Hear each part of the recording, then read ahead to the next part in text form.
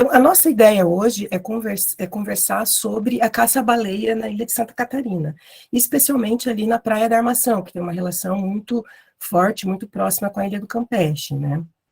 Então, a expressão armação, ela vem do termo armar as baleias, que significa se preparar para a pesca, se preparar para a caça das baleias.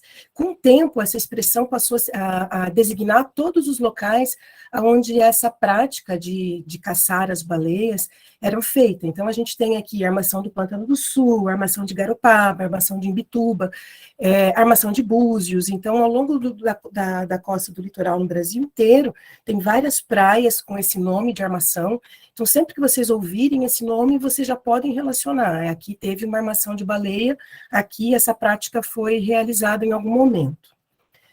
Um outro termo que eu vou falar aqui bastante, é bom a gente estar ciente, é baleação, que a baleação é um nome dado para a caça da baleia. E quando a gente fala em caça da baleia, o correto é caça e não pesca, porque se a gente falasse em pesca da baleia, implicaria que a baleia seria um peixe, não é o caso, as nossas baleias são mamíferos.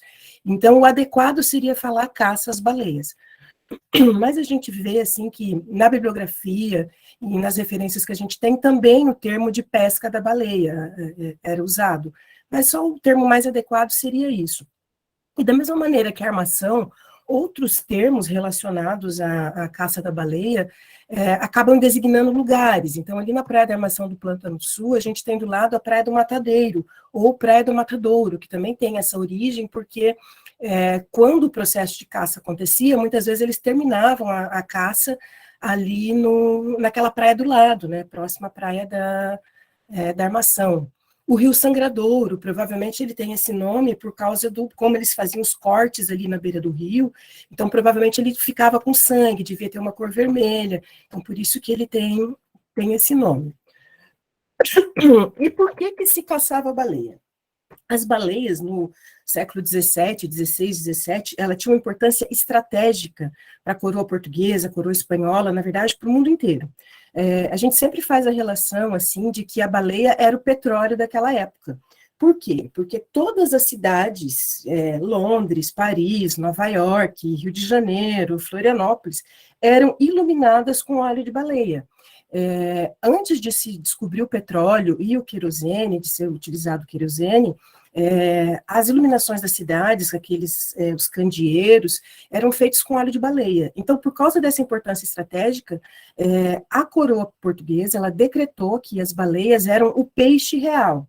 O que significa? Que apenas o rei poderia caçar a baleia. É claro que o rei não ia lá caçar, né? Então, o que ele fazia? Ele dava o direito de caça como concessão, do mesmo jeito que hoje a gente tem concessão, por exemplo, de rodovia, que a rodovia é federal, e daí o governo federal ele dá o direito para uma empresa explorar aquela rodovia, cobrando um pedágio, e no final do período de exploração, ele devolve essa rodovia de volta para o governo, e que é colocado novamente num leilão para concessão para uma outra empresa. E no caso da caça da baleia, era exatamente assim, era uma concessão que durava, em geral, 5 anos, então o detentor dessa concessão ele poderia explorar a caça da baleia nas armações durante um período de 5 anos, e após esse período ele tinha que devolver as armações com todas as estruturas para o rei, que colocava novamente em outro processo de concessão. Então, esse empreendedor, ele instalava armação às suas custas, então tudo que era necessário de edificações, de equipamentos, de mão de obra escrava, era responsabilidade do empreendedor, e ao final desse período ele devolvia para a Fazenda Real o estabelecimento com todos esses seus equipamentos.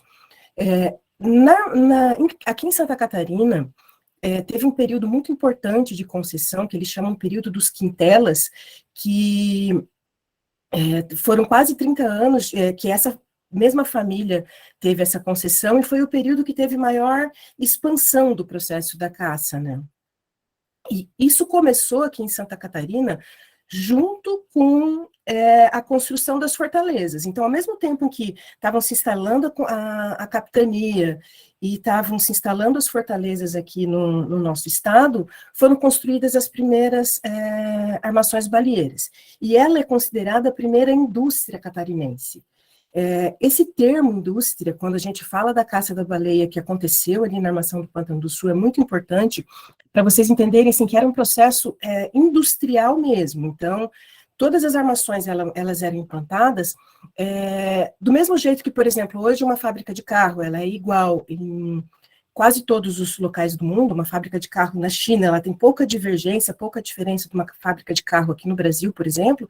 As armações, elas tinham estruturas muito parecidas, porque ela tinha um objetivo específico que era matar a baleia, cortar os toucinhos, derreter aqueles toucinhos, aquelas partes da baleia, embarrilhar esse óleo e exportar.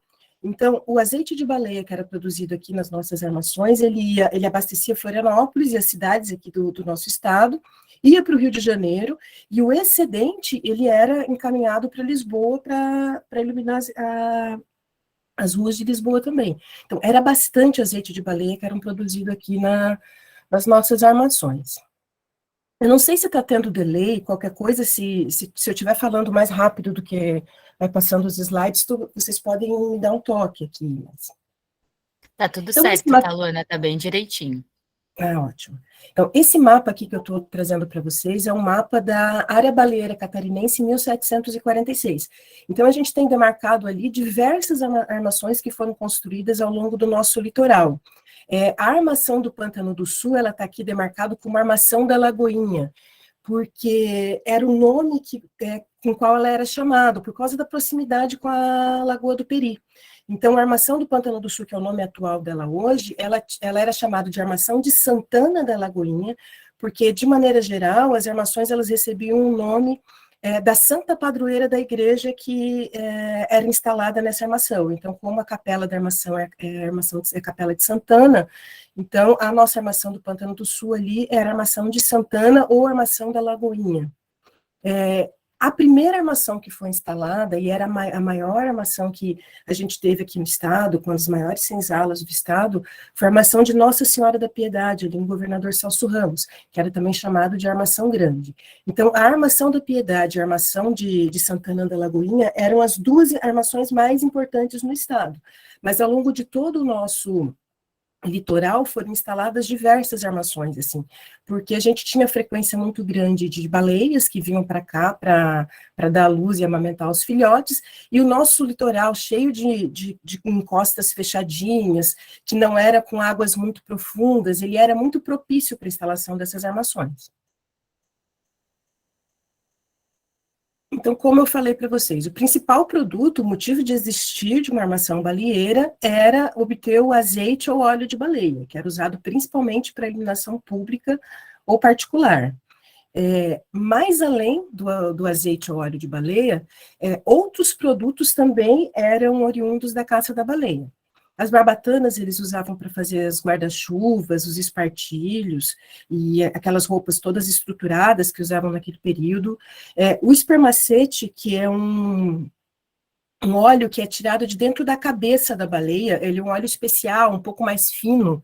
Ele era usado para fazer velas finas, que não produziam tanta fumaça e tanto cheiro, e alguns lubrificantes delicados para máquina, para couro, para trabalhar o couro.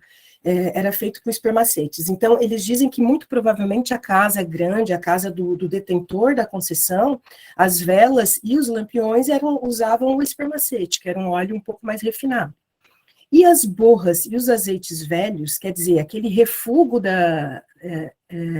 daquele óleo que não era exportado, que quando você fazia o processo de você cortar e derreter o toucinho, é quase como derreter um toucinho de torresmo mesmo, né? Forma aquela espuma em cima que você tem que ir tirando aquilo, porque o óleo que ele era exportado, para você agregar mais valor em cima daquele produto, ele tinha que ser mais limpo. Então, esses azeites velhos e essas borras, que em tese não teriam nenhum um uso, assim, eles eram utilizados, eram jogados dentro, misturados com areia e com conchas moídas, e formavam uma coisa que eles chamavam de argamassa de gala-gala. Então, as construções das armações, as construções das fortalezas, a igreja, a Capela de Santana, elas foram feitas utilizando essa argamassa de gala-gala. Uma coisa importante, assim, que às vezes, por exemplo, quando a gente vai visitar Minas Gerais, eu já ouvi lá em Minas Gerais, eles comentando que as igrejas de Minas foram feitas com azeite de baleia. Muito provavelmente isso não é verdade, porque o azeite ele era um produto que ele tinha um valor agregado muito alto para um objetivo mais nobre do que você colocar numa construção, que era iluminar as cidades. Então, o que era usado para fazer essa argamassa de Gala-Gala é esse azeite velho e essa borra. Então, não fazia sentido você gastar recursos embarrilhando esse material para mandar lá para Minas Gerais para construir. Então, provavelmente, essas construções lá do interior, que não eram próximas a armações, não usavam argamassa de Gala-Gala. Mas lá na igreja da Capela de Santana, vocês podem visitar quando estiverem por ali, vocês vão ver que tem uma janelinha e você consegue, naquela janela, um buraco que foi deixado no reboco, onde você consegue ver bem a estrutura ali da construção da igreja, e que você consegue ver essa argamassa com as conchinhas, com os pedacinhos de conchinhas moídas, e nas estruturas que estão ao longo da praia também.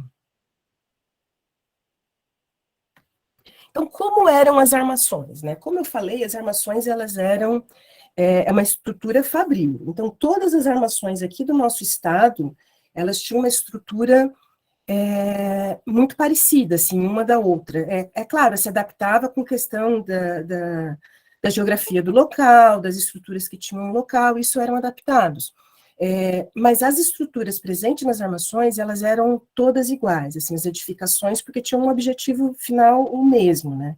Então, essa daqui é uma imagem da armação de Garopaba, que o Debré, quando veio aqui para o Brasil, junto com a comissão francesa, ele teve aqui no nosso estado, e ele pintou a armação de Garopaba. Então, eu fiz aqui tá na outra, mas tudo bem. Ele pintou a armação de Garopaba. Daqui a pouco eu mostro para vocês ali, eu fiz uma aproximação dessa imagem, que a gente pode ver exatamente como as estruturas funcionavam, e a partir dali a gente consegue mais ou menos imaginar como é que funcionava, como que eram as estruturas também na armação do Pântano do Sul. Essa figura que vocês estão vendo aqui é o mapa da armação baleeira de Santana da Lagoinha, da armação do Pântano do Sul, dividindo mais ou menos como que eram as estruturas e localizando as estruturas que estão ali na praia. Então, o que a gente pode ver? Que as armações, elas eram divididas basicamente em 3 espaços. O espaço do mar, que era onde ficava a companhia dos baleeiros. A companhia dos baleeiros era aonde os baleeiros ficavam alojados durante o período da caça, que é esse período que as baleias estão aqui, né, no sul, e que vêm para cá para dar à luz ao filhote e amamentar. Então, era uma estrutura provisória, que não era definitiva. Provavelmente as casas nas companhias de baleeira, elas tinham esteios de pedra, então a gente vê algumas pedras ali que estão na ponta das campanhas, que provavelmente eram estruturas que davam suporte à companhia dos baleeiros, mas as casas eram, as edificações, os alojamentos eram mais rústicos, em madeira e com cobertura de palha, então por isso a gente não tem nenhuma estrutura física presente ali na ponta das campanhas, a não ser a própria ponta das campanhas e o nome, né? Então, hoje aquela ilhota que ligada à praia, que tem ali no final da Praia da Armação, ela chama Ponta das Campanhas, porque os baleeiros, durante o período da caça, eles ficavam alojados na companhia dos baleeiros, e isso em todas as armações tinha, o espaço onde eles ficavam alojados, porque os baleeiros, eles trabalhavam só nesse período durante a caça, e terminava esse período da caça, eles voltavam para suas terras, provavelmente moravam ali no interior do Pântano do Sul, na costa de dentro, tinha suas pequenas propriedades rurais ali, e usavam esse período da caça para ter um recurso maior, assim, para ajudar as suas famílias.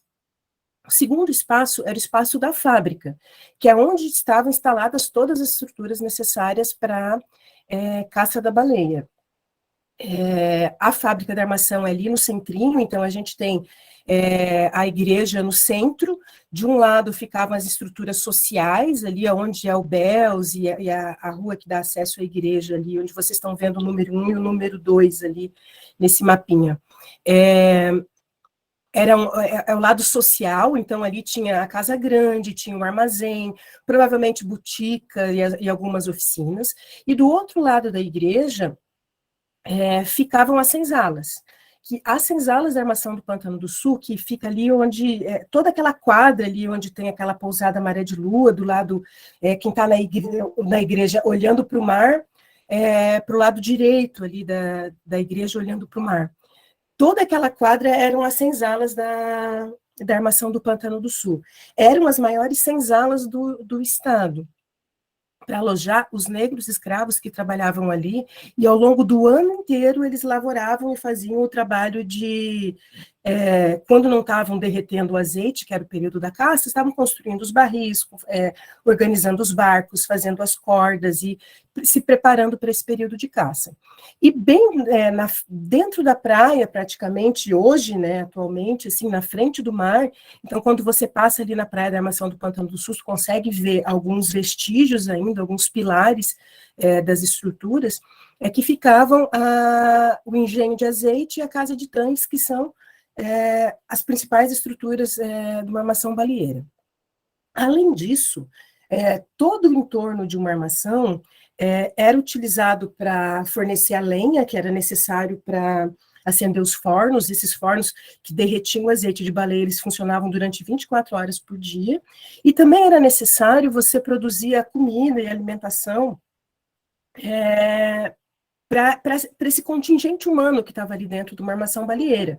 Então, tinha as plantações de café, as plantações de mandioca, os engenhos de farinha, e isso ficava no entorno da Lagoa do Peri, e alguns vestígios na trilha, se você percorre aquela trilha que existe ali na Lagoa do Peri, tu consegue encontrar ainda os vestígios do antigo engenho de farinha da armação baleeira.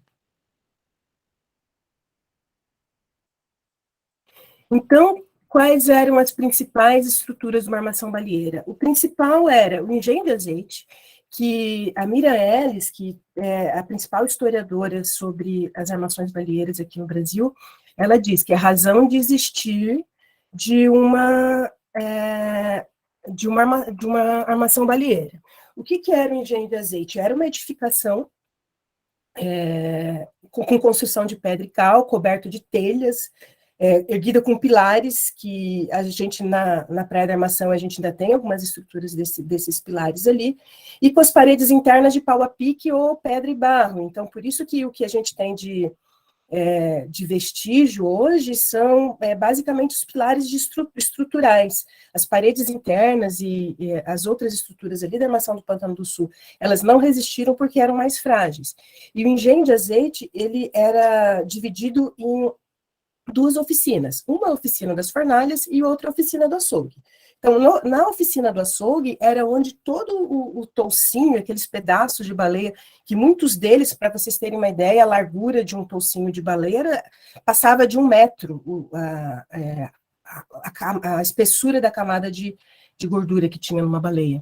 Então, isso era cortado em pedaços menores, era picado isso, e ia para a oficina das fornalhas, que era onde tinham os tonéis, esses toucinhos eram colocados ali dentro e eram derretidos. Nas referências dizem que na armação do Pantano do Sul tinha mais ou menos 12 fornalhas de pedra e barro. E atrás dessas fornalhas ficava um tendal, que era uma área revestida por ladrilhos, e que eram ladrilhos azulejos, assim, como se fossem canos revestidos por azulejo. Então, esse óleo derretido, ele descia por esses canos e era alojado na casa de tanques. A casa de tanques, hoje, ela está, da Armação do Pantano do Sul, ela está, muito provavelmente, embaixo ali da Associação de Pescadores. E os relatos dizem que ela tinha mais ou menos 3 metros de altura, e mais ou menos 100 metros quadrados de área em cada um desses tanques. Então, a gente tinha 500 metros quadrados de área ali, de tanques, porque eram 5 tanques com 97 metros quadrados cada, então, eram 5 tanques de 100 metros quadrados, de um quadrado de 100 metros quadrados, com 3 metros de altura, que eles eram todos preenchidos com azeite de baleia durante o período da caça. Além disso, outras estruturas que tinham sempre nas armações eram as senzalas, a capela e armazém, botica, e outras estruturas necessárias para o dia a dia. Então, isso aqui é o que eu falei, né, que é uma aproximação daquela pintura ali do Debré, que mostra a armação de Garopaba. Então, a gente pode ver aqui, sim, nessa imagem, tem as baleias no chão aqui, já mortas, esperando para ser cortadas. Ali perto do trapiche, A gente pode ver, tem um trapiche, no ponta do trapiche tem um guindaste, e ali tem uma baleeira, a gente consegue ver os mastros da baleeira, porque as baleeiras eram a vela, naquele período, vela e remo, e ela está arrastando uma baleia, trazendo essa baleia aqui para o guindaste. Então, o que era feito? Nesse guindaste, eles levantavam a baleia para fazer todo esse processo de cortar os toucinhos e preparar isso para ir para o engenho de azeite para a casa de tanques. Ali na armação de Garopaba, as senzalas, elas ficavam nessa parte mais alta ali, então a gente consegue ver umas casinhas menores e mais simples eram as senzalas, e atrás a gente tem a igreja, a casa grande, os armazéns e oficinas. Então, a gente, como eu falei, como era um sistema fabril e todas as fábricas, elas tendem a ser muito parecidas, então a gente pode afirmar que todas as nossas armações aqui no nosso estado, elas tinham essas mesmas estruturas. Então, aqui é uma vista aérea ali da Praia da Armação do Pântano do Sul, quando estava construindo o mole ali que a gente tem aqui hoje. Então, a gente consegue ver ali, no centro, a Capela de Santana, na área central. Então, do lado direito ali, naquela quadra, do lado direito da igreja, olhando para o mar, assim, a gente tem toda a área das senzalas, onde ficavam as senzalas, em frente às senzalas, a casa de tanques, e mais à frente ainda o engenho de azeite. Então, a gente tem alguns pilares ali na beira da praia, que são pertencentes ao engenho de azeite, e também algumas estruturas mais ali no final, que faziam parte da antiga casa de tanques ali da armação, que devem estar enterrados embaixo daquelas construções ali, muito provavelmente. E do outro lado, como eu falei, que é o lado social da armação, a gente tem a Casa Grande, bem de frente para o mar, e os relatos dizem que a Casa Grande da armação, ela tinha duas frentes, uma voltada para esse espaço em praça que tem na igrejinha ali de Santana, e outra frente voltada para o mar. E colado a ela, anexo a ela, ficava o armazém. Então, a gente tem uma casa ali, logo depois que termina o Bells e os barzinhos que tem ali, tem uma casa, a primeira casa que tem ali do lado, e essa casa ela tem uma cobertura de uma garagem, e você consegue ver ali, se vocês passarem ali do lado, vocês vão ver que aquela parede é toda parede de pedra, está pintada de branco, mas é uma parede original do antigo armazém da Armação de Santana. E dentro do Bells, que eu não sei se chama isso ainda, mas daquele bar que tem na frente da praia, bem na frente da praia, nos quartos, porque ele, acho que tinha virado um hostel, não sei como que está a situação agora, mas os quartos, agora eles foram rebocados, é uma pena, mas até pouco tempo atrás, há uns 5 anos atrás, eles não estavam rebocados ainda, então você conseguia ver uma parede original da armação balieira ali. E na pousada Maré de Lua, antigamente, na parte de baixo, ali onde tem o estacionamento agora, também tinham alguns pilares que eram os pilares da antiga senzala da armação. Essa área da senzala ali é uma área muito interessante, porque ela, junto com o sítio arqueológico histórico, pertencente à Armação de Santana, ela tem um sítio arqueológico pré-histórico. Ali teve um acampamento, né, que não chegou a formar um sambaqui, mas foi um acampamento pré-histórico. Provavelmente na aula de arqueologia vocês vão avançar um pouco mais sobre isso. Mas é interessante porque teve uma obra que foi feita ali numa casa para tirar uma caixa de gordura, então fizeram um buraco de 0,5 metro por 0,5 metro, e nesse mesmo local eles encontraram cachimbos de escravos negros e encontraram vestígios, pedaços de ossos e sepultamentos pré-históricos. Alguns deles hoje estão lá no Museu do Homem do Sambaqui do Colégio Catarinense. Mas é uma área muito rica arqueologicamente, né? Tem muita coisa ali que está embaixo dessas construções que precisam ser estudadas e precisam ser melhor detalhadas. Então, como eu comentei, né, todas as armações elas eram muito parecidas. E a primeira estrutura que era construída dentro de uma armação balieira era a capela, que inclusive dava origem ao nome da armação.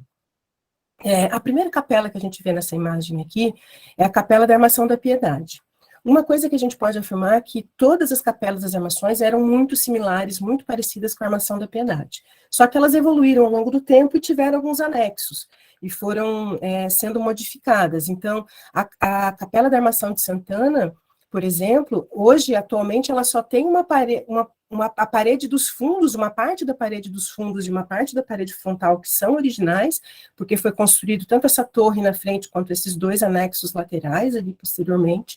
A armação de Itapocoróia, foi construída uma torre do lado, a mesma coisa a armação de Garopaba. Então, uma coisa que a gente pode afirmar é que todas as igrejinhas, elas evoluíram a partir de uma mesma estrutura. Então, a gente tem aqui, por exemplo, uma simulação de como que foi a evolução arquitetônica da Capelinha de Santana. Então, ela veio de uma capela muito similar com a capela da Armação da Piedade, que ela não foi modificada, a Armação Grande ainda está lá como até hoje. Em 1953, foi feita essa torre frontal, então a gente consegue ver nessa foto aqui de baixo, foto bem ruim, mas ela é uma foto que tem ali no salão da igreja mesmo. A gente consegue ver a torre, ela ainda está com o arco cruzeiro, com a cruz na frente dela, toda essa praça em volta da armação ali tomada por mato e não tem nenhuma construção, né? Isso é 1960.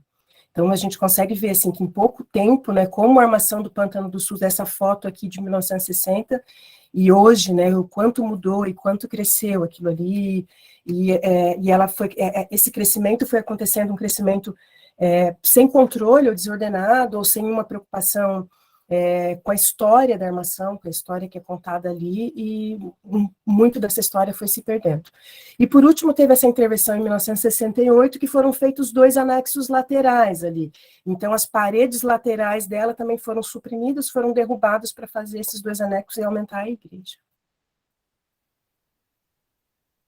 Na armação de Garopaba, tem uma coisa interessante, que é a única construção civil que ainda está em pé de uma armação balieira, é a Casa Grande da Armação de Garopaba. Ela fica ali do lado da igreja mesmo, aquela que estava desenhadinha ali, que foi pintada pelo Debré, e ela funciona parte do tempo com venda de produtos coloniais, grande parte do tempo ela está fechada, mas você consegue ver que ela ainda está em bom... Eu tive a oportunidade de entrar ali dentro e verificar que ela ainda está em boas condições, você consegue ver o piso do 2º andar ali, é um piso de madeira de lei cortada a facão ainda. Então, ela a Casa Grande da Armação de Garopaba é a única construção civil, que não é uma construção de uma igreja, que não está em estado de ruína ainda. Então, como eu falei, era muito importante para uma armação balieira ter lenha para as fornalhas, que funcionavam durante o tempo inteiro, mas também a produção de comida para a população que vivia ali, para os escravos, para os portugueses, que eram os detentores do contrato de concessão, e trabalhavam nas funções mais técnicas, assim. Então, o entorno todo da armação do Pantano do Sul a madeira que tem ali, então a gente pode ver aqueles morros no entorno da Praia do Matadeiro, no entorno da Praia da Armação, a gente pode afirmar que aquilo ali não é uma vegetação primária mais, que ela foi toda suprimida para usar como lenha para as fornalhas dos engenhos. Então, o sítio da fazenda da Armação do Pantano do Sul, ele ocupava todo aquele entorno ali da Lagoa do Peri, incluindo os morros das cachoeiras. Tem relatos que ali no sítio da Fazenda da Armação, chegou a possuir mais de 7.000 pés de café, mas também tinham grandes áreas de plantação de mandioca, árvores frutíferas, engenho de farinha, de açúcar mascavo. Então, todos os produtos que eram necessários para a vida de uma armação eram produzidos no sítio da fazenda. Então, além daquela vida rotineira dentro da fábrica, também tinha essa vida rural ali no entorno, para conseguir manter essa estrutura, funcionando ao longo do tempo inteiro. Então, a gente vem aqui embaixo, tem uma foto que é do engenho ali, que tem no entorno da Lagoa do Peri, quando você faz a trilhazinha, e ele é uma estrutura remanescente ali da Armação de Santana. Além disso, lá na Ilha do Campeche, vocês vão também encontrar algumas estruturas que eram remanescentes desse período. Então, bem ali na frente, quando você chega na praia, tem uma figueira, e aqui nessa foto tem um detalhe da figueira, tu olha no buraquinho ali, tu consegue ver que ela cresceu em volta de uma estrutura. que era da antiga armação baleeira.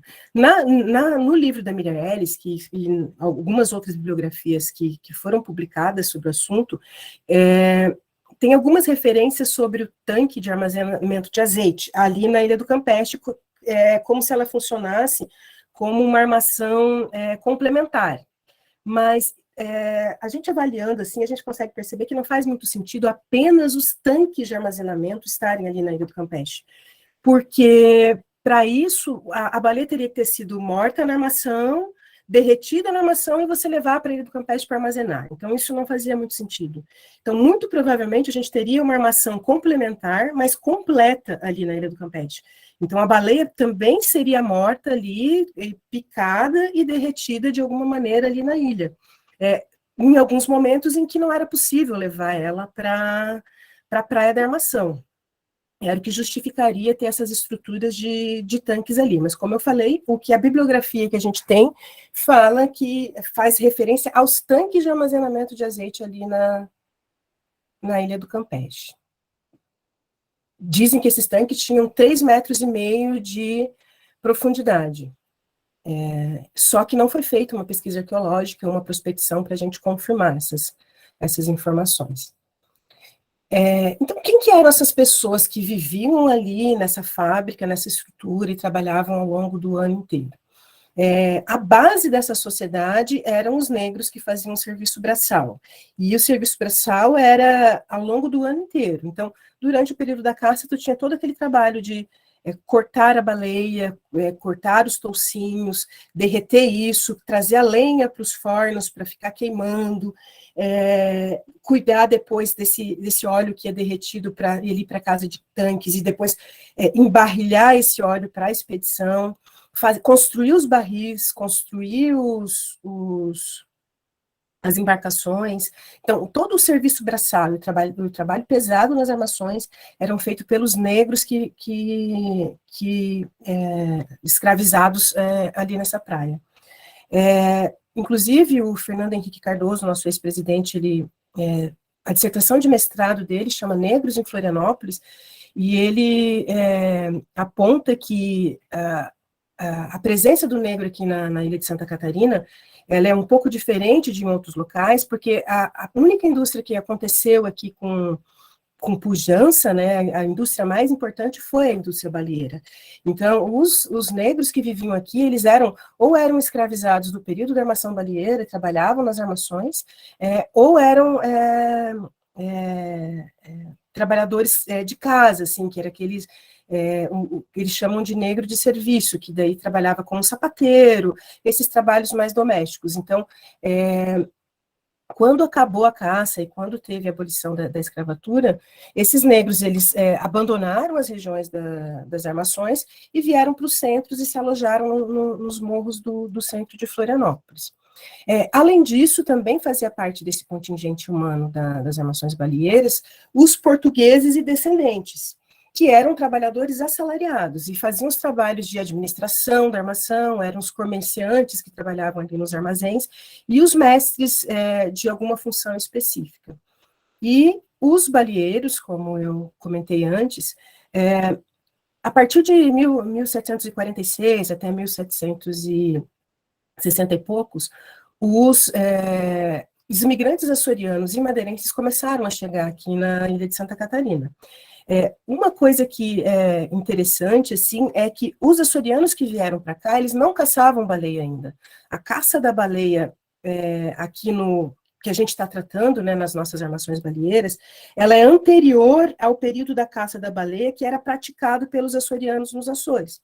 Porque nos Açores, a caça da baleia era uma caça... nos grandes barcos fábricas, que tem, por exemplo, naquele filme do Moby Dick, ou no Coração do Mar, que é um outro filme que trata desse assunto, que era uma caça diferente dessa caça que era praticada aqui, porque a nossa caça, ela era costeira, então não era a partir do momento em que você via a baleia, você saía com a baleeira ali, puxava a baleia para a costa e fazia todo o trabalho na costa. Então, os baleeiros que vieram para cá, eles não tinham essa expertise, eles não sabiam ainda caçar as baleias aqui. Uma das coisas que eles fizeram, que eles aprenderam, foram a caçar baleia aqui no Brasil. Só que, entretanto, eles sempre foram homens do mar, que tinham facilidade de viver com os barcos, com as embarcações.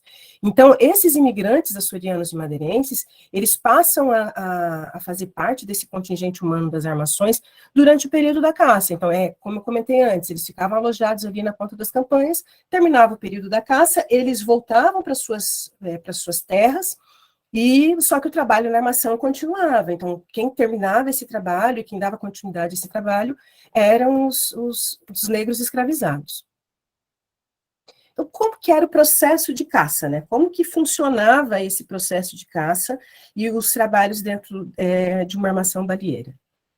Assim que o esguicho vê, que é característico da baleia franca, ele era avistado, então a gente tem ali na Ilha do Campeche uma pedra que chama Pedra da Vigia, porque provavelmente ficava um vigia ali olhando para ver se tinha alguma baleia chegando, e na própria Ponta das Campanhas também, ali em cima, na parte mais alta da Ponta das Campanhas, ficava alguém cuidando, e assim que era avistado esse esguicho ao longe, os baleeiros que estavam alojados, sempre isso em todas as armações, no ponto mais próximo ao mar e mais fácil de você empurrar o seu barco e sair, eles saíam com seus barcos atrás das baleias. Então, hoje, esse local onde os baleeiros ficavam alojados e que era fácil para eles saírem para pegar as baleias, com seus barcos, com as embarcações que eram as embarcações baleeiras, é a Ponta das Campanhas, como eu comentei antes. As baleeiras, hoje as nossas baleeiras, elas evoluíram bastante da baleeira original. A baleeira açoriana, que ainda existe nos Açores, ela é mais parecida com a baleeira que muito provavelmente era utilizada aqui. As baleeiras, elas têm origem nas chalupas, que são os barcos que eram barcos de apoio, os botes que ficavam nas grandes caravelas e tinham esse suporte. Elas eram impulsionadas a remo e a vela, então você fazia a primeira abordagem à vela, depois abaixava as velas e fazia a aproximação na baleia com remo.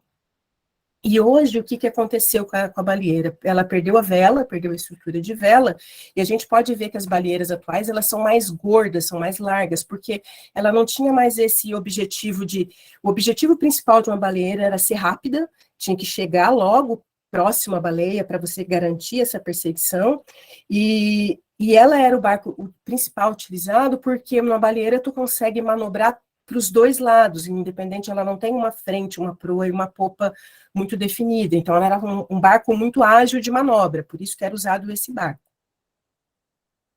Então, assim que você conseguia se aproximar da baleia, os animais eles eram arpoados com um arpão rudimentar, assim, de ferro batido, e esse arpão ele era amarrado ao barco com uma corda, então a baleia era arpoada, e daí ela ficava machucada e saía arrastando esse barco por longas distâncias. Tem relatos de barcos que arpoaram a baleia na armação do Pantanal do Sul, e o barco foi arrastando, a baleia foi arrastando o barco até os ingleses, porque eles amarravam isso, arpoavam, amarravam a corda numa ponta da baleeira, num local que chama logaiete, amarravam aquilo ali e saíam sendo arrastados até a baleia cansar. Então, depois que a baleia estava cansada e parava, eles desciam no mar e terminavam a matança com lanças de ferro e outros equipamentos ali para matar a mesma baleia. Era muito comum amarrar a boca da baleia para ela não afundar, não entrar água, e eles conseguirem, com a baleia boiando, arrastar ela para a Praia da Armação. Como as baleias francas vêm aqui para o nosso litoral para dar à luz e amamentar o filhote, era muito comum eles primeiro arpoarem o filhote, porque daí a mãe ia se aproximar do barco e daí depois ele arpoava a mãe. O filhote não tinha nenhuma utilidade, porque ele não tinha o azeite, ele não tinha o óleo que era necessário, que era o que eles estavam buscando. E chamavam a baleia franca, ela tem esse nome, baleia franca, e em português, no Portugal eles chamam ela de baleia certa, porque ela era franco, era certo que você ia conseguir matar ela, porque ela é uma baleia muito mais dócil que, por exemplo, o cachalote, que era a baleia que era caçada em outros locais, assim. Então, a baleia franca era uma baleia boazinha, era uma baleia mais fácil de matar, ela não era agressiva. Então, com isso a gente já consegue ver, né, como o caráter não ecológico desse processo e o que acabou gerando o fim da caça, porque você não matava só uma baleia, tu matava toda uma próxima geração de baleias. Essa imagem aqui, que é uma pintura a óleo que está no Rio de Janeiro, ela é muito interessante porque você consegue ver, numa mesma pintura, todo o processo de caça das baleias. Então, a gente vê aqui, ó, as baleinhas, elas estão com esguicho branquinho, bem à direita aqui na imagem, elas estão com esguicho branquinho, então essas baleias aqui ainda estão vivas, estão de boa. Depois, do lado, a gente tem uma outra baleia aqui no meio, ó, que o esguicho dela está saindo sangue, então essa baleia aqui já foi arpoada. Em volta delas, ó, um monte de barquinhos são as baleeiras, que estão fazendo esse processo e estão indo caçar essas duas primeiras aqui que não estão sangrando ainda. E mais aqui na frente a gente consegue ver, olha, uma vela puxando essa baleia para a armação, e lá no fundo tem a armação com todo o seu trabalho. Então, aqui uma aproximação, né, que a gente consegue ver todo esse processo, as baleias vivas, a baleinha com esguicho sangrando, e dessas duas aqui já mortas, amarradas, sendo levada para a armação. E daqui mais um detalhe daquela mesma imagem na parte da armação, a gente consegue ver aqui, né? As baleias, os escravos em cima da baleia, os escravizados em cima das baleias, cortando os toucinhos e fazendo todo esse processo para cortar e derreter. Então, aqui a gente tem os outros puxando o guindaste, com os tonéis carregando os pedaços de toucinho, eles subindo aqui para o engenho de azeite, onde provavelmente eles vão derreter com esse azeite, e ali embaixo, né, nessa parte aberta, a gente vê os tonéis ali, tem mais uma pessoa girando provavelmente mexendo e derretendo aquele azeite ali, mais um escravizado, e do outro lado, aqui do lado esquerdo da imagem, a gente consegue ver os tonéis e os barris que estão sendo guardados e estão sendo embarrilhados. Então, essa pintura ela é muito interessante, que se você olha em detalhes, você consegue ver todo o processo. Até, inclusive, aqui ó, do lado direito da armação, você pode ver, tem 3 pessoinhas e mais 2 crianças embaixo. Essas 3 pessoinhas, a gente consegue ver que elas são brancas, elas não são negras. Então, provavelmente eram os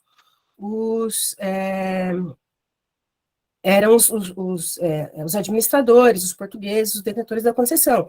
E da mesma maneira, aqui no bote baleeiro que está arrastando uma baleia aqui do lado direito da imagem embaixo, a gente pode ver que as pessoinhas que estão aqui são brancas. Então, provavelmente eram os imigrantes madeirenses, açorianos, que estavam ali no barco fazendo esse trabalho de ser o baleeiro, né, de fazer a caça da baleia efetivamente. Aqui eu trouxe para vocês alguns utensílios, né, que eram utilizados na caça da baleia. Então, esse em cima aqui, na esquerda, no alto, são 2 tachos, que era da armação de Paraty, então lá no museu ainda. Então, esses eram os tachos onde era derretido os toucinhos da baleia. Embaixo a gente tem um barril, os tonéis de madeira onde eram depositados e carregados. Eu fico imaginando só o esforço que era, porque olha o peso desse tonel, ainda você vai encher ele com o tocinho para carregar e para fazer esse trabalho. Então era um trabalho muito duro, muito difícil mesmo. Eu trouxe um videozinho aqui para vocês, eu vou passar ele em 2 partes. Basicamente o que a gente vai ver agora é o que eu já falei, mas só que ilustrado, daí tem algumas entrevistas, eu acho que é interessante.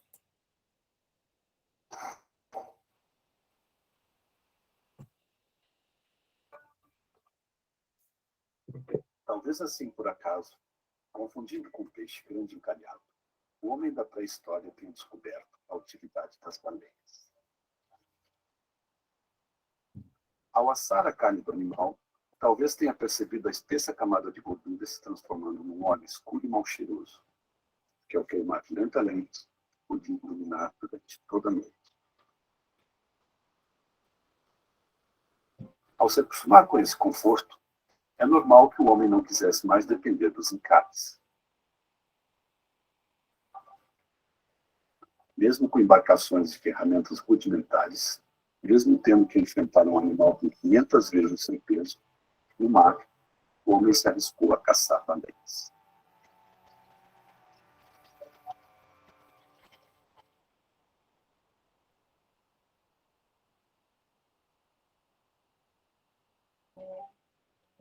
O primeiro registro escrito de baleação foi feito pelos japoneses, no ano 712. Na Europa, os precursores foram os noruegueses, que no ano 810 já viajavam pelo Oceano Ártico em busca de baleias.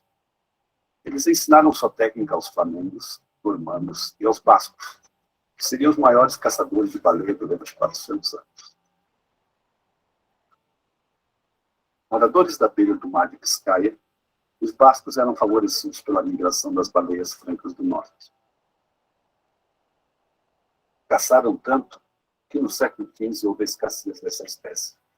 E, com isso, a necessidade de se caçar em outros. A bordo das ágeis caravelas, inovação técnica da época que permitiu as grandes navegações, os bascos chegaram até o Mar de Labrador, a Groenlândia e ao Spitsbergen. Nessa época, revolucionaram a atividade baleeira inventando o navio-fábrica, onde a gordura da baleia era cortada, derretida e armazenada em barris. Em 1580, no início da União Ibérica, Portugal e suas colônias passaram a ser administradas pela coroa espanhola. Em 1602, o rei Filipe III concedeu a 2 capitães bascos o direito de caçar baleias no Brasil. Durante o século XVII, a atividade se desenvolveu apenas no litoral da Bahia. E no século XVIII, foram criadas as pescarias do sul. A caça à baleia expandiu-se às costas fluminense, paulista e catarinense. A costa catarinense e a costa brasileira do sul do Rio Grande do Sul, até mais ou menos ali o sul da Bahia, é um lugar de ocorrência de cetáceo. É um dos lugares do mundo onde tem a maior variedade de ocorrência, né, de espécies. A gente tem aqui casos de baleia azul, baleia cachalote, orca, várias espécies de golfinhos oceânicos, golfinhos costeiros e a baleia franca. Então, claro que a franca a gente vê mais ela viva, né? Não nesse caso aqui, mas vê mais ela viva porque mães com filhote, elas têm esse hábito de vir para a costa para cuidar do seu filhote. Então, esse é o motivo que a gente enxerga. Mas se a gente pegar um barco aqui e ficar aí fora uma semana, lá assim, 5, 10 quilômetros longe da costa, a gente vai ver um monte de espécies de golfinho e de baleia. Golfinhos e baleias são cetáceos de uma ordem de mamíferos aquáticos que está dividido em 2 grupos principais. As baleias com dentes e as baleias sem dentes. Essas baleias sem dentes, que são as baleias propriamente ditas, tem em Santa Catarina como representante principal a baleia franca. No hemisfério norte, principalmente em inglês, chamavam ela de right whale. Whale é baleia, right seria a baleia certa para ser caçada. E aqui baleia franca, porque ela é franca. Além de ficar boiada, que facilita a caça, além de ser curiosa e vir para perto do barco para olhar, baleia franca, depois de morrer, ela ainda ficava boiando. Então, tu imagina, tu caça um bicho lá de 60 toneladas que afunda. Fica ruim de caçar. Ela ficava boiando. Então, a quantidade de gordura que a gente pode ver ali, camada de espessura de gordura que ela tem ali, então é um bicho que era, comercialmente falando, apropriado para ser caçado. Em Santa Catarina, no período colonial, existiram 6 armações baleeiras. A armação de Nossa Senhora da Piedade, fundada no ano de 1746, onde hoje existe o município de Governador Celso Ramos. A armação de Santana de Lagoinha, de 1772, na praia da Armação do Pântano do Sul, Florianópolis. A armação de São João Batista de Tapocorói, fundada em 1778, atual município de Perim. A armação de São Joaquim de Garupaba, de 1795. A armação de Santana de Imbituba, fundada em 1796.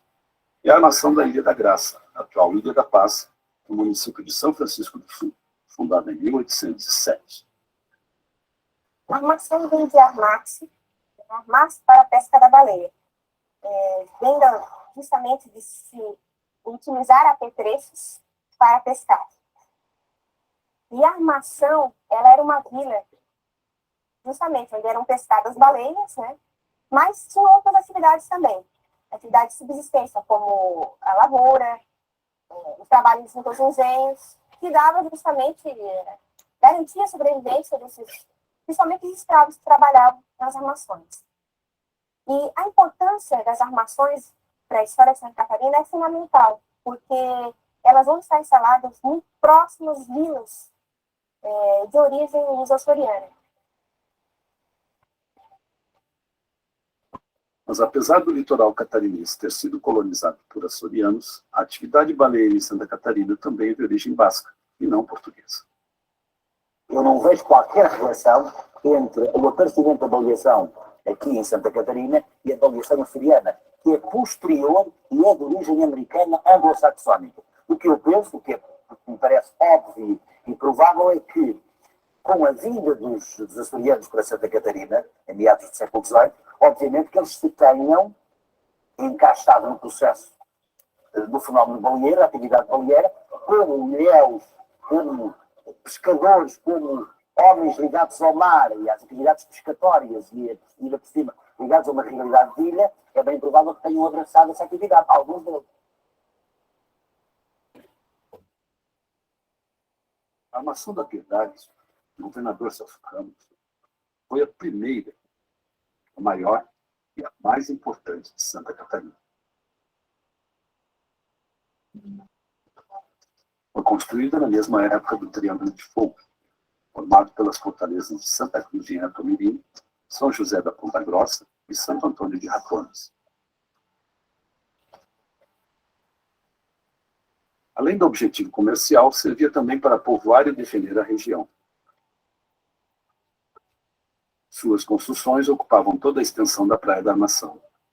Era composta por telheiro das embarcações, casa da ferragem e ferraria, casa dos feitores, hospital de farmácia, igreja, casa grande e armazéns, senzalas, telheiro para construção, casa dos tanques, casa de frigideira, depósito de lenha, casa dos cabos, casa do pano, casas dos baleeiros, fontes de água e trapiche.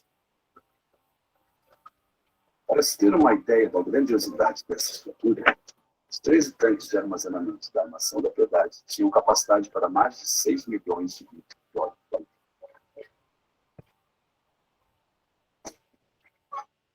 Se todo esse óleo fosse embalado em garrafas de cerveja, seriam necessários mais de 400 mil engradados, o suficiente para carregar 2.000 caminhões. Levando-se em conta que de uma baleia de 50 toneladas seja possível extrair 25 toneladas de óleo, seriam necessárias cerca de 250 baleias para encher os tanques da Armação da Piedade. Pode parecer exagero, mas existem relatos informando que no ano de 1761 foram caçadas mais de 200 baleias nesta armação.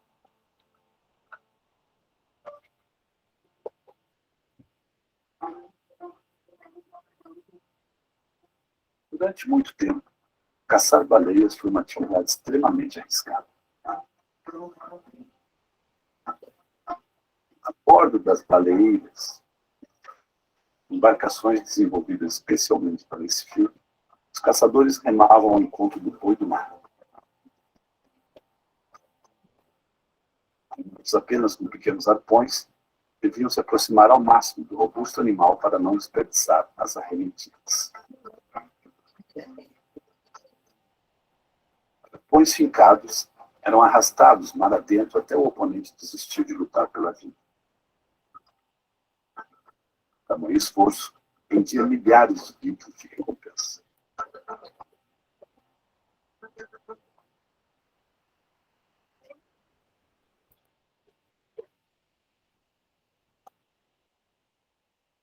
Foi isso. Esse videozinho ele mostra, eu achei ele bem interessante. Depois eu vou deixar disponível para vocês essa apresentação e tá o vídeo inteiro ali. Eu não vou passar tudo porque acaba ficando muito chato, é quase 1 hora de vídeo.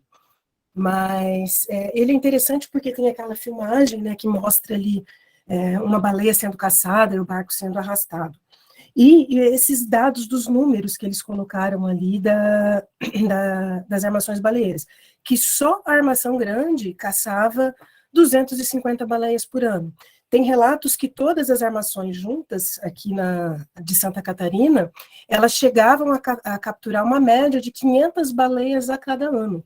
Então, isso, aliado com o advento e a popularização dos grandes barcos fábricas, que o que esses barcos faziam? Esses barcos, eles passavam, às vezes, até 5 anos no mar, caçando no mar, que é o que conta a história do relato do livro Moby Dick, que é um barco baleeiro, e aquele outro filme, No Coração do Mar, que eu comentei para vocês, recomendo buscarem, é bem interessante. E eles só voltavam para os seus portos de origem, que é nos Estados Unidos e ali no Canadá, Nantucket, quando os porões estavam cheios. Então, foram esses barcos que paravam nos Açores para abastecer os barcos de água e de víveres durante esse período da caça, e acabavam arregimentando açorianos para trabalhar nesses barcos, e foram aí que os açorianos viraram baleeiros e aprenderam essa técnica de caça. E esses barcos, eles vinham caçar as baleias direto ali no sul, aqui da América do Sul. Então, o que acontecia? Aliado ao fato que já estava há séculos sendo uma população de baleia franca sendo caçada, 500 baleias por ano, então a gente pode colocar, além dessas 500 baleias, mais uns tantos de filhotes que morriam a cada ano. E com o trabalho desses barcos fábricas lá no sul, as baleias pararam de subir aqui no nosso litoral e de chegar aqui na armação. Então, 50 anos depois da instalação das armações, todas elas juntas não caçavam mais do que 60 baleias anuais, assim, 60 baleias por ano. E o que significa? Significava que essa atividade costeira, do jeito que era praticado aqui no nosso litoral, ela não dava mais lucro. Então, deixou de ter interesse do detentor daquela concessão de fazer essa atividade. Não tinha mais lucro, para que eu vou ficar me incomodando, né? Então, teve alguns leilões que deram vazios, não teve nenhum interesse. Então, em 1825, a coroa decidiu transformar as armações em vilas, liquidar tudo, vender as estruturas que tinham, orientar que essas localidades fossem transformadas em vilas, com exceção de 2 armações, que a Armação da Piedade, em 1827, ela se manteve como propriedade da coroa, do exército, e foi usada como local de alojamento das tropas que estavam dirigindo para a Guerra da Cisplatina, que é a guerra que teve no sul, que deu origem ao Uruguai, que o Uruguai ficou independente do Brasil após essa Guerra da Cisplatina. Então, os soldados vinham lá do Rio de Janeiro, ficavam um tempo ali na Armação da Piedade, descansando e se preparando antes de se dirigir para essa guerra. Já a Armação do Pântano do Sul, ela foi usada como local de chegada dos primeiros colonos alemães que vieram para Santa Catarina. Então, eles chegavam, não tinham para onde ir, antes de serem deslocados ali para a região de Joinville, eles ficaram alojados nas senzalas da Armação do Pântano do Sul, porque, como eu falei, eram as maiores senzalas do estado, então tinha uma estrutura grande de alojamento disponível, e depois eles se dirigiam para lá. E com isso acaba esse ciclo de caça do período colonial, desse ciclo de caça costeira aqui na nossa praia. Mas isso não significa que parou a caça das baleias em Santa Catarina. Acabou a caça de uma maneira industrial, assim. Então, depois de um período de inatividade e o fim das concessões, essa caça às baleias, ela continua ocorrendo, numa menor escala até a proibição, especialmente ali em Imbituba, que uma pequena indústria baleeira se formou em Imbituba e que funcionou até 1970, mais ou menos. Nesse segundo período de caça, era um pouco diferente os métodos utilizados, porque não se usava mais aquele arpão com a corda, do jeito que vocês viram ali no filme que eu tinha mostrado antes. Eles usavam um arpão um artefato que chamava bombe-lança, que era uma lança com cabo de metal, e no final desse cabo se fixava uma dinamite. Então, como que era feito? Eles se aproximavam da baleia, cravavam isso nas costas da baleia. O seu Esperândio, que é um pescador ali da Armação, que caçou uma das últimas baleias, eles diziam que normalmente eles davam prioridade, assim, preferência para fixar essa bombilância ali no local do esguicho, que daí, ou mais, ele dizia que o ideal é que isso fosse que ela fosse atingida do meio para cima e não perto do rabo, porque poderia, se ela fosse perto do rabo, ela poderia se jogar para cima da embarcação. Então, essa bombilância, ela explodia, e depois que explodia, eles simplesmente amarravam a baleia e arrastavam ela de volta para a praia. Então, a última baleia caçada aqui no nosso estado foi em 1973, ali em Ibituba, que caçou um animal de mais ou menos 14 metros de comprimento, e ela assinalou o fim da caça da baleia em Santa Catarina. Então, a gente tem dois períodos assim, muito característicos de caça, que é esse período fabril colonial, que funcionou até 1880, só que durante mais 100 anos depois do final das armações baleeiras, essa atividade ela continuou sendo feita aqui no nosso estado, porque ela trazia uma renda a mais, assim, para os nossos pescadores e para os nossos, para os baleeiros, para esses homens que viviam aí nesses locais e que sabiam fazer isso e que tinham essa tradição como cultura. Em 23 de julho de 82, foi por fim, decretada a moratória global à caça comercial. Então, hoje, no mundo, só dois países caçam, que é o Japão e a Noruega. Eles ainda... o Japão, Islândia e Noruega, na verdade, são 3 países. Eles ainda caçam baleia, eles argumentam que é uma atividade tradicional, e a gente viu até ali no videozinho, eles realmente fazem isso desde o ano 500, do ano 800, eles fazem caça-baleia. Só que não justifica, assim, porque... existem outras maneiras de você usar, outros óleos, que você pode usar, que substitui a caça da baleia. Os óleos, eles eram utilizados principalmente para a indústria do couro, para fazer a curtição do couro, e também para lubrificantes de máquinas, assim.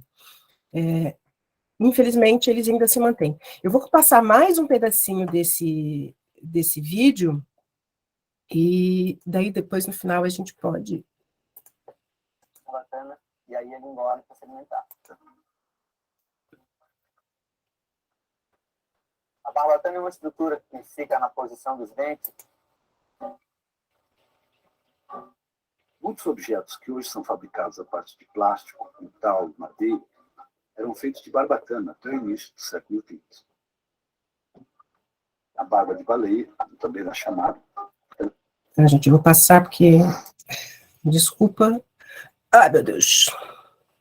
Deu ruim aqui.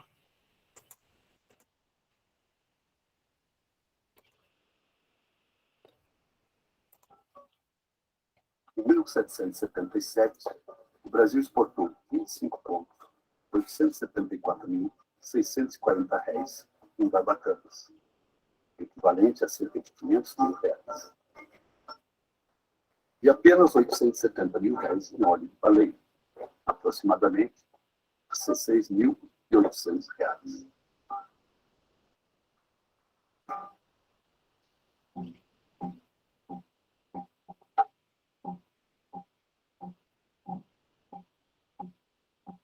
Estas construções imponentes do século XVIII, os maiores...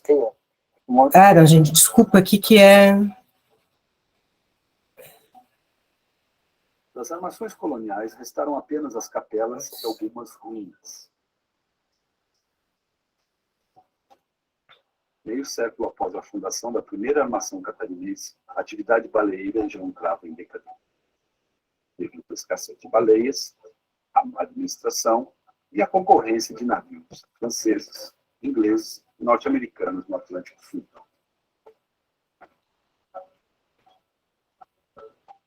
Em 1801, a coroa portuguesa rompe o sistema de arrendamento de monopólio existente desde a fundação do primeiro núcleo baleeiro. As armações foram vendidas ou incorporadas à Marinha.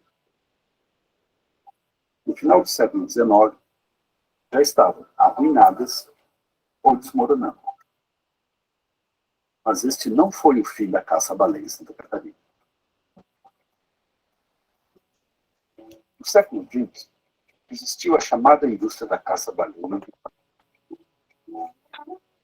Este galpão, construído em 1952, operava a Sociedade e Indústria de Pesca Limitada. Os empregados não eram permanentes e os horários não eram fixos. Mas a atividade era considerada industrial, devido ao seu grau de mecanização. Cedolino Matos é um caçador dessa época. Eu meti a cara e ia embora, não tinha problema. Onde tinha, nós estava aí. Era só avisar, ter baleia para lugar, nós estava aí. Tem 3 barcos. Cada guarnição era 6 pessoas para cada guarnição. 4 remando, um timoneiro e o arpoador. O timoneiro tem que olhar e ver para onde é que ela ia, né? O arpoador apontava para onde é que ela ia, saber se ela ia ver por lá, e aí o timoneiro tem que levar a lança naquele rumo ali. Quem mandava no barco, bem dizer, era o arpoador, né? Porque ele que ia na proa, aquele onde é que ia a baleia, eu era remador. Mas eu no remo. Quando eu comecei, já tinha usado dinamite. Em 1935. Agora, era só explodir. Só se você não botasse no lugar, botasse mais para trás, e não acertasse no lugar, mas era um morredor, né? Esse lombuzinho que ela tem aqui atrás da cabeça, ali é o botar. Ali é botar, ali não, ela não tem escapatória.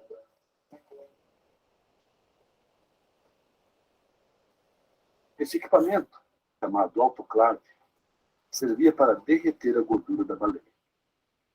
Esse aqui era enchido de torcínio picado. E depois de torcínio tinha uma cargueira lá que dava pressão para que para esse autoclave. Depois de ele estar derretido, ela ia botando água dentro dos tanques do autoclave, e o óleo ia subindo até derreter, corretando o óleo para o tanque.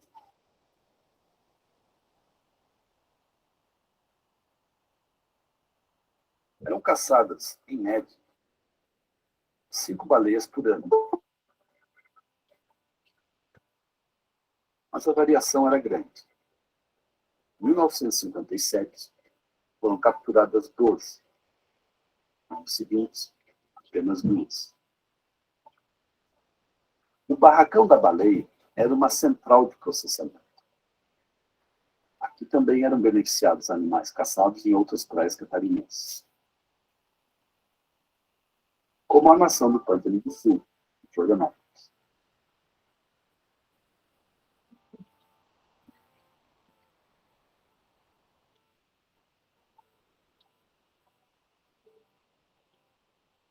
Em novembro de 2002, a equipe de reportagem do documentário participou da recuperação de alguns filmes de 16mm. E resultaram na descoberta de imagens de Florianópolis nas décadas 30 e 40. Cerca de 1h30 de cenas, ainda inéditas, mostram como era a ilha naquela época.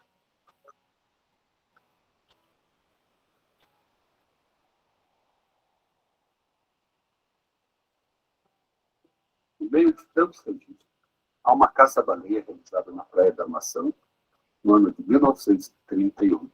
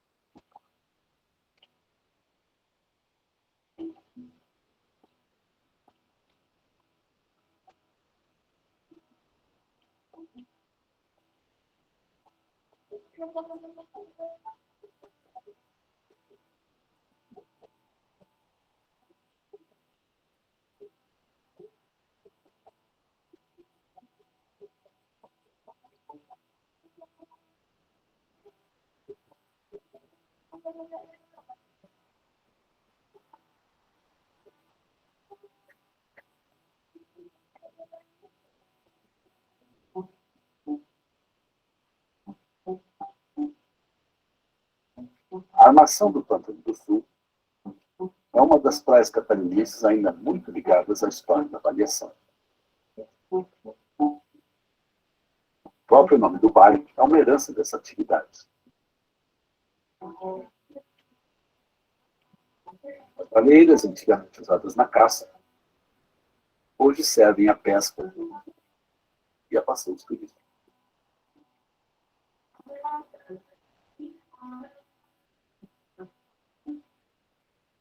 Os restos da atividade foram transformados em atrativo para o turismo. E guardados como para o deles. Eu encontrei esse tacho aqui em 1982, quando deu uma ressaca forte na Praia da Ração.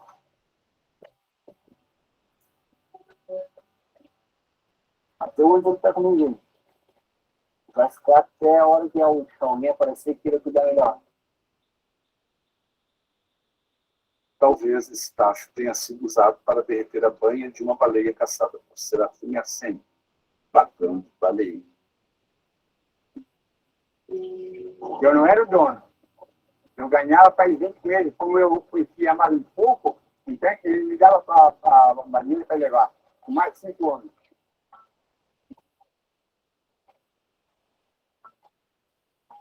Por exemplo, eu tirava de baleia para aqui a boiada. Aí preparava em cima, amarrava ela, para depois puxar para ali, ó.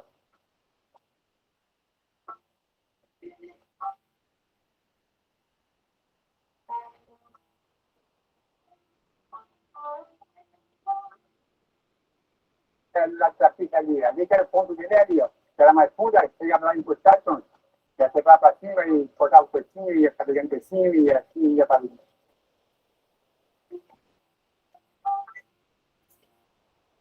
No final da década de 30, a notícia de uma baleia caçada na Armação corria toda aí.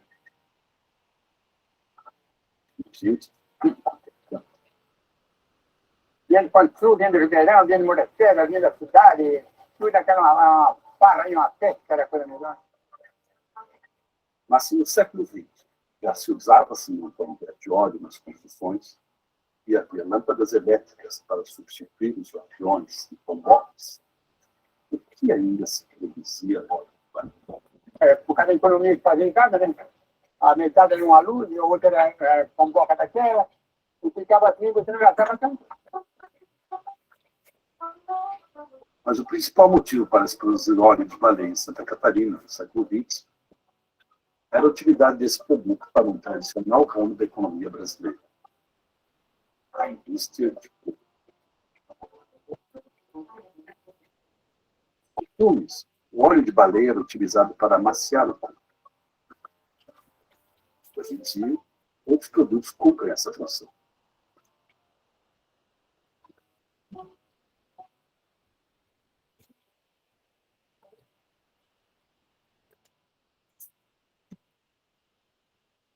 Acho que era isso, pessoal. Daí, assim, eu vou mostrar agora para vocês algumas imagens, né, das estruturas remanescentes que a gente tem ali na armação, que quando vocês puderem fazer percorrer esses lugares, eu acho muito interessante, porque essas estruturas, elas estão soltas ali na beira da praia, e nem sempre vocês que vão estar lá atendendo os visitantes e recebendo os turistas, né, faz parte, assim, da atividade de vocês, explicar o que é, porque a gente não consegue proteger, a gente não protege nada que a gente não conheça, né, que a gente não saiba a importância.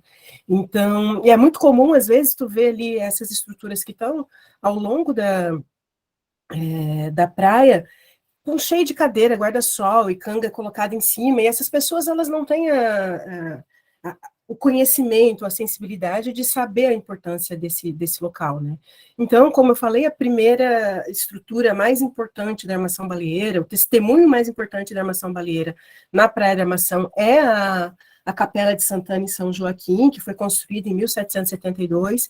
Então, ela tem essa janelinha ali, onde você pode ver resquícios da argamassa de Gala-Gala. Infelizmente, parece que é um hábito, assim, o pessoal vai ali e fica descascando e puxando as conchinhas, né?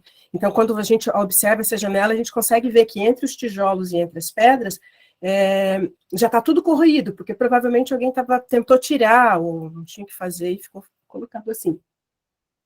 Mas ao longo da praia, a gente também tem outras estruturas remanescentes, que são esses pilares que estão soltos. Ou alguns estão no seu local original, e outros aqui nesse monte de pedras que a gente tem aqui na frente dessa casa que está à esquerda aqui na imagem. Tem um pilar que foi quebrado, então quando eu comecei a fazer esse trabalho, essa pesquisa, que foi lá na época do meu TCC, em 2004, ele ainda estava inteiro, ainda estava em pé, então ele foi quebrado, cortado ao longo do tempo.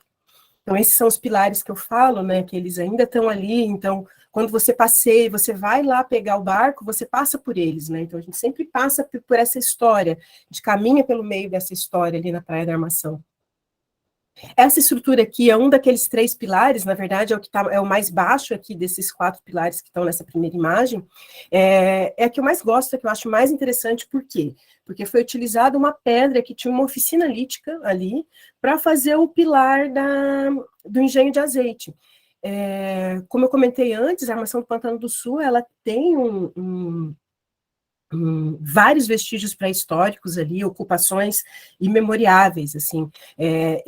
Essa foto que está aqui em cima, uma foto bem ruinzinha que eu tirei, mas há 200 anos atrás, esse é o petroglifo da Armação do Pantano do Sul, que está lá hoje no Museu do Homem Catarinense, do Homem do Sambaqui no Colégio Catarinense, que é a inscrição rupestre que tinha aí na Praia da Armação. Ele foi recortado, foi tirado e foi levado lá para o museu.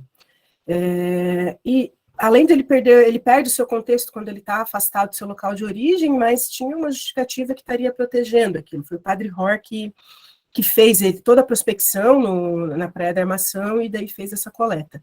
E o que eu gosto nessa estrutura é porque ela mostra bem isso, né? A riqueza histórica desse lugar. Então, ao mesmo tempo que tu tem um pilar histórico construído durante um período 1770, a gente foi utilizada uma pedra pré-histórica que mostra que os homens estavam ali há muito tempo atrás. E a natureza fez esse pilar quebrar exatamente onde tem essa pedra, assim, sabe, para mostrar isso para a gente. Talvez até pelo fato dela ser lisa, tenha facilitado o corte desse pilar exatamente nesse ponto. Eu acho muito lindo. Então, aqui nas 2 imagens aqui que estão à direita, esse de cima é esse pilar que eu falei, que ele foi destroncado, né? Ele foi tirado do lugar e foi jogado ali naquele monte de pedras, e os esteios do muro dessa casa ali que tem, a gente pode ver que o muro ele foi apoiado em cima das estruturas da armação. Então a gente tem ali ainda uma parte do engenho de azeite, e ali perto do lado esquerdo aqui, a gente vê um pedaço da estrutura que tem ali próximo à Associação de Pescadores.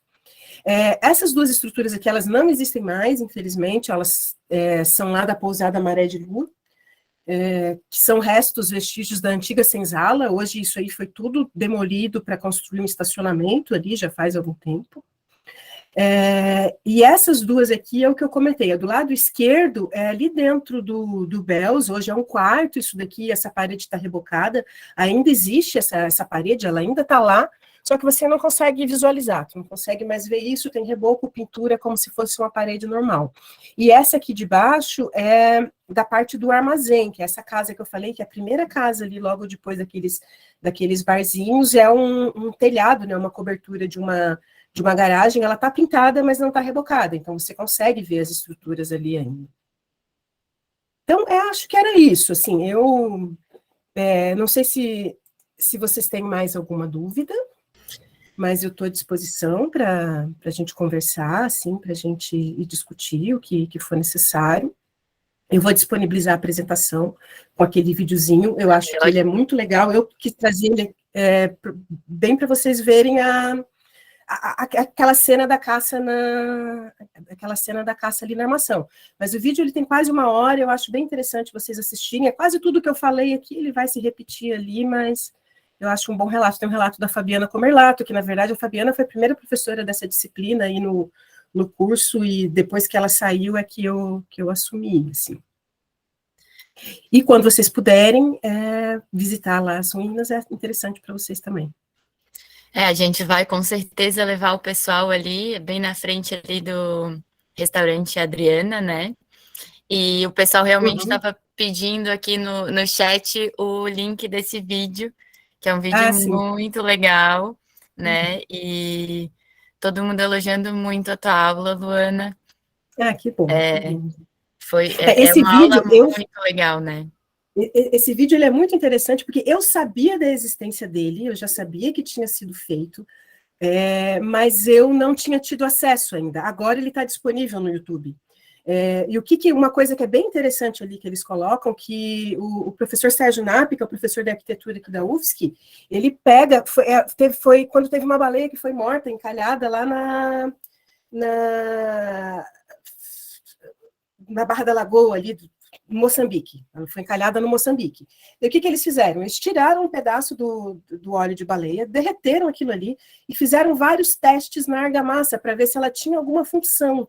E é impressionante que ela não tinha função nenhuma. Pelo contrário, ela reduzia a resistência da argamassa. Então, a argamassa fica mais fraca. Ela não...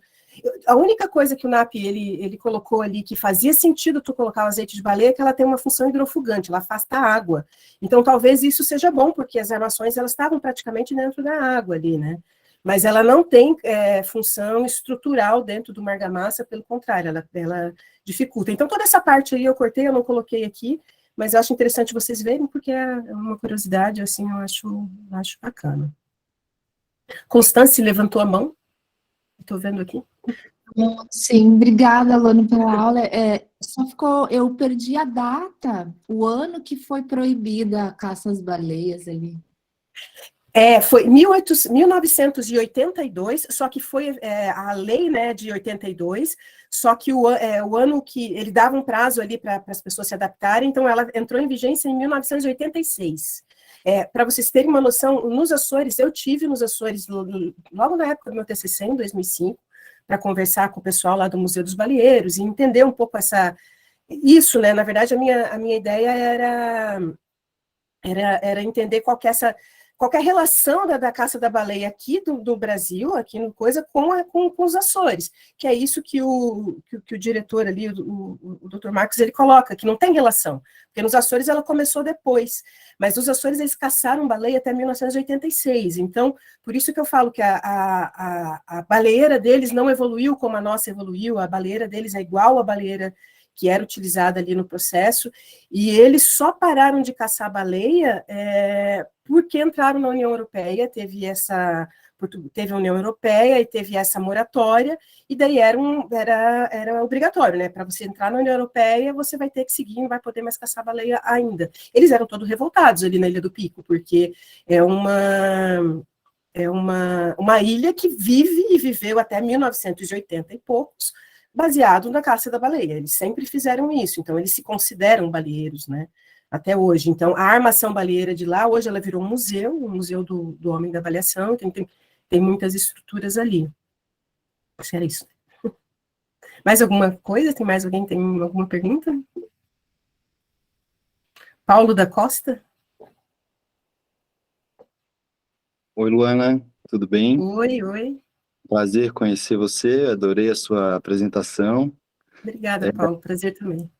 Eu sou neto do seu Arlindo Isaac da Costa, né? E participou aí dessa segunda fase aí da caça às baleias, né? Eu vi que tu mostrou uma foto ali que ele aparece em cima de uma baleia ali também. Sim. 55, né? E eu queria ver se tu consegues expor um pouquinho como é que foi a participação dele nessa fase da pesca, que eu ouço bastante que ele participou, mas eu queria ver de uma pessoa que é mais historiadora, assim, como é que você enxerga essa participação dele? Assim, olha, eu não sei muito, sabe, sobre essa história. Eu conversava bastante com o seu Esperândio, que ele, quando a gente estava fazendo as aulas presenciais, ele ia nessa aula. Então, talvez conversar com o seu Esperândio, que ele mora ali no Pantano do Sul. Ele vai participar, tá, gente? Ele vai ter um momento de conversa com a gente, sim. E daí, assim, com o seu Esperândio, a gente perguntava para ele, tá, como é que era? Ele contava todo o processo. Tá, mas para que era usado o óleo? Daí ele só dizia assim, eu não sei, isso é o Arlindo que sabia. Era isso que eu sabia. Eu acho que ele era a pessoa, pelo que a gente conversou, assim, ele era a pessoa que tinha o contato com o pessoal lá de Imbituba, porque a baleia era morta aqui, e o óleo eles não sabiam o que fazia. O que o seu Esperândio dizia? Que colocava no caminhão, e daí eu não sei, e o seu Arlindo é que sabia. Era isso que ele colocava para mim. Então, eu acho que ele era a pessoa que tinha contato com a armação de Imbituba, que era lá que eles faziam, eu mostrei ali no videozinho, que eles tinham essas autoclaves nesse segundo processo. Então, esse óleo era levado para lá, e era derretido lá em Imbituba, e daí eu não sei como eles dividiam. Mas que a minha área de pesquisa mesmo é a primeira fase da armação baleeira, entendeu? Só que a gente traz para a aula essa segunda fase, que até a armação do Pantano do Sul, ela não é tão representativa nessa segunda fase, a armação de Imbituba ela é mais importante, mas é porque faz parte do contexto, né? A gente tem ali o seu Esperândio, que caçou junto com o teu vô, a gente tem um monte de gente aí que ainda existe ali que participou desse processo. Mas se o seu Esperândio vai participar da aula, tu sempre conversa com ele. Ele é a pessoa que vai te responder essa pergunta, assim, que ele caçou junto com o teu pai, naquela foto, ele é uma das pessoas que está ali junto. Obrigado. Parabéns. Ele tinha ali uns 13 anos, né, quando aconteceu, ele sempre comenta assim, então, gente, quando o seu Esperândio for conversar com a gente, façam várias perguntas mesmo, e assim, percebam que hoje a gente tem um impacto vendo isso, né, mas entendam que era uma questão cultural. Imaginem vocês com 13 anos, né, se colocando no lugar dele, né, indo caçar uma baleia, né? É uma questão que para nós, claro que é impactante, mas tem que entender que para eles era uma aventura, né? Então, tudo isso, assim. Não, só antes... Acho que é um pouco mais do que só uma aventura, tá? A Com questão certeza. Financeira era muito importante. Porque o seu Esperândio diz assim, que o dinheiro de uma baleia, e ele era o remador do barco, não era que nem teu vô, assim. E para ele, aquilo ali era quase uma coisa de um ano inteiro, que ele ganhava na pesca tradicional no ano inteiro. Então, isso era bem relevante. Deixa eu ver aqui qual que é a sequência. Primeiro, então, o Paulo levantou a mão. Pode falar, Paulo? Acho que o Paulo foi o que falou agora. Perdão. Vanessa, então. Oi, bom dia, Luana. Muito obrigada pela aula. É muito legal essa tua aula, porque a gente acaba encontrando na arquitetura toda da ilha, né? Eu sou manezinha, né? A família Vieira, ali dos Campos Limões, aí pega a galera militar também, a família Navegantes, e eu faço parte aqui, digamos, né, de um imóvel que eu encontrei esse resto de óleo, esse resto de concha, até mesmo na formação de boa parte da frente da residência. Né? Que legal. Obviamente, hoje já foi reformado, eu ainda tenho essa estrutura, a parte da frente da residência, obviamente rebocada, que é uma tristeza, talvez pela falta de conhecimento e história, né? Então, tem muito isso também, porque daí a minha avó, no caso, quando ela faleceu faz um ano, tem 93 anos, ela tinha 93 anos, então essa construção é referente a isso, até coloquei na aula de ontem, que a casa também fazia fundos com a praia, que hoje não mais, é uma tristeza, né? Tem a questão das invasões, e aí tem muito isso. Então, foi maravilhosa a tua aula, estou aqui para te agradecer, entender um pouco da estrutura dos próprios imóveis que a gente tem, e a gente acaba até perecendo ou estragando a nossa história de uma certa forma, né? Sim. Eu vou cuidar mais das minhas paredes. Não, cuida sim. Obrigada. Eventualmente o que você pode fazer é fazer isso, sabe? Abrir uma janela. O reboco, de certa forma, ele é bom porque ele protege. Mas tu tira só um pedacinho e bota um pedaço de vidro exato. ali. Isso é bem legal.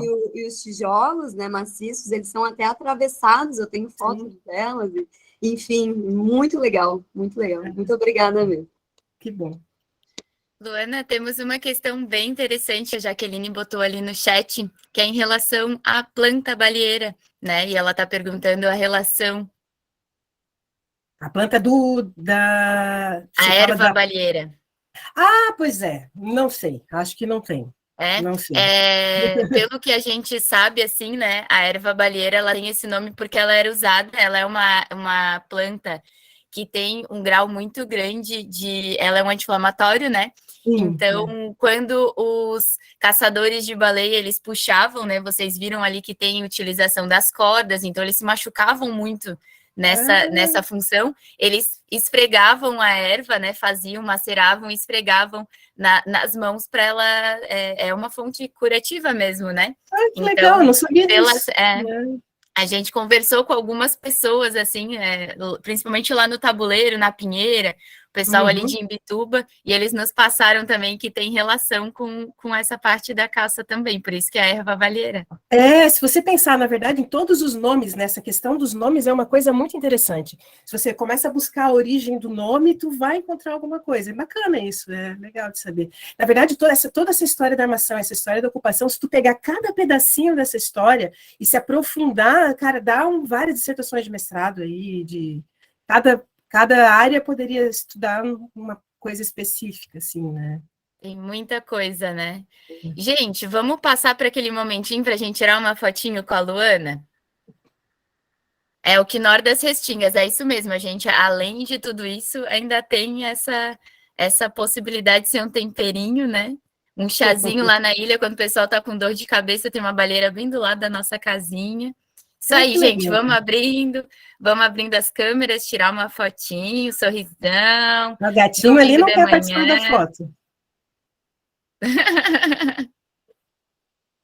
Isso, vamos lá, todo mundo abrindo para a gente fazer esse registro. Quase lá. A gente já vai fazer o printzinho. Boa. E o sorriso, minha gente, só porque é domingo de manhã. Boa, isso aí. Ótimo, perfeito, gente. Eu vou finalizar, então, a nossa gravação aqui, tá? Agradecemos muito tua presença, Luana. Se alguém tiver mais alguma pergunta para fazer para a Luana, essa é a hora. A Carolina está ali com uma dúvida no chat. Carolina, se tu quiser abrir o teu microfone e fazer a pergunta para a gente, pode ser, tá?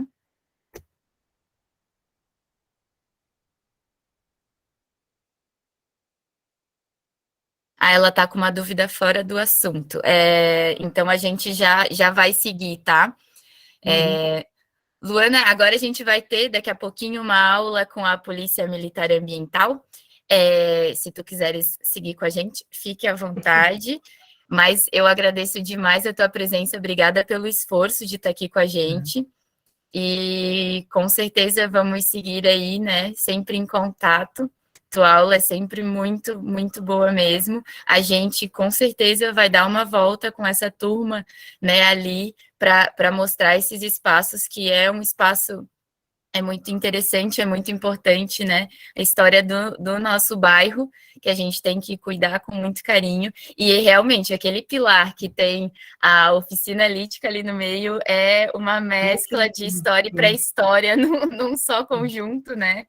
E aí, aquele ali não está sempre visível, depende da maré. Aquele ali. Às vezes ele está escondido. Varia.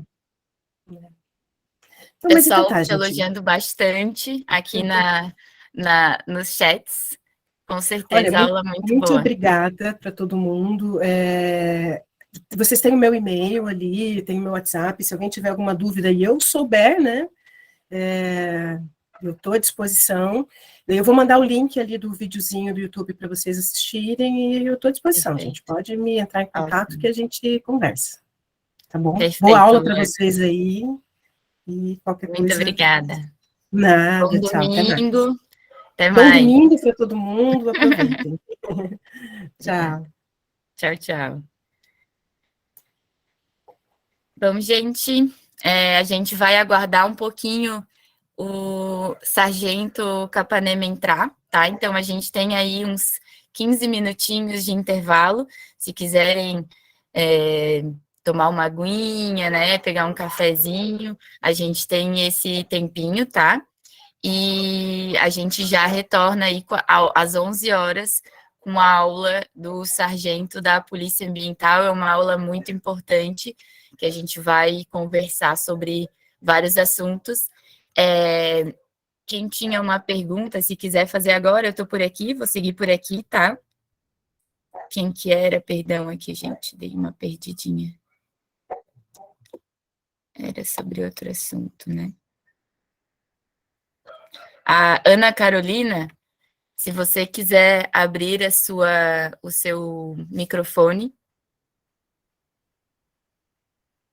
Ela acabou de sair da reunião. Ok, então, gente, vou desabilitar aqui minha câmera e meu microfone, tá? Sigam, às 11 horas, é o mesmo link, tá?